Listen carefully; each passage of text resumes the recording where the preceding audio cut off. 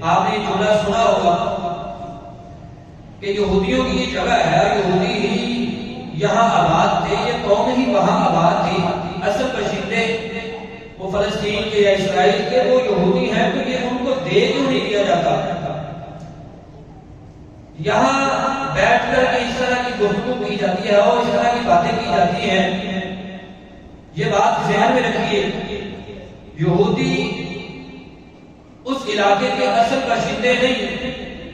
اور یہ جو کہا جاتا ہے کہ یہ وہاں کی قوم ہے، یہاں وہاں شروع میں یہی رہتے تھے، فلسطین جو ہے وہ ان کا ہے، بیت المقدس ان کا ہے، یہ انہوں نے یہ تعبیر کیا، یہ بالکل فضول سی بات ہے، یہ بات درست نہیں۔ مختصر سی بات اس حوالے سے ذہن میں رکھیے، آج سے تقریباً 10,000 سال قبل، یعنی 8,000 سال قبل مسیح، عیسیٰ علیہ السلام سے پہلے 8,000 سال، اور آج سے تقریباً 10,000 سال پہلے اس فلسطین میں جو موجودہ فلسطین ہے، یہاں آباد کاری شروع ہوئی ہے، آبادی شروع ہوئی۔ سیدنا ابراہیم علیہ السلام آج سے 4,000 سال پہلے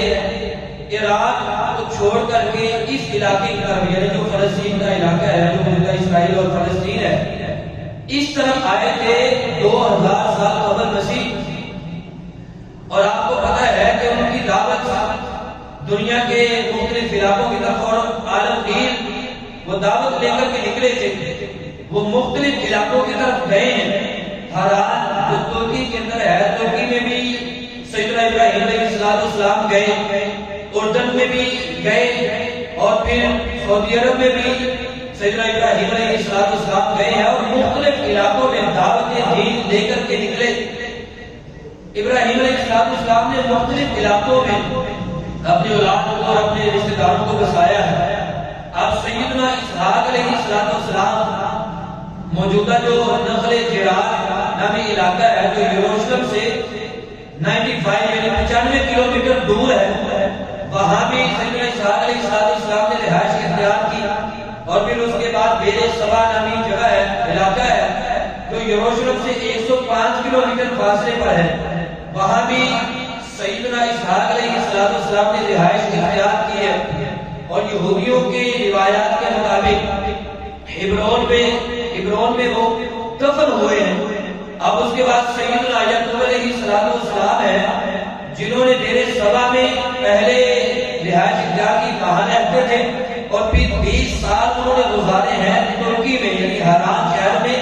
جو ترکی میں ہے، وہاں رہے ہیں۔ اب ہم جانتے ہیں کہ یعقوب علیہ السلام کو بعد میں جب سیدنا یوسف علیہ السلام مصر میں اللہ نے ان کو عزتوں سے نوازا، مصر میں سیدنا یوسف علیہ السلام نے بلایا ہے اپنے بابا کو۔ اب یہودی یعنی بائبل میں جو لکھا ہے ان روایات کے مطابق سیدنا یعقوب علیہ السلام 70 افراد لے کر کے مصر کی طرف روانہ ہوئے ہیں، مصر میں جا کر کے رہے۔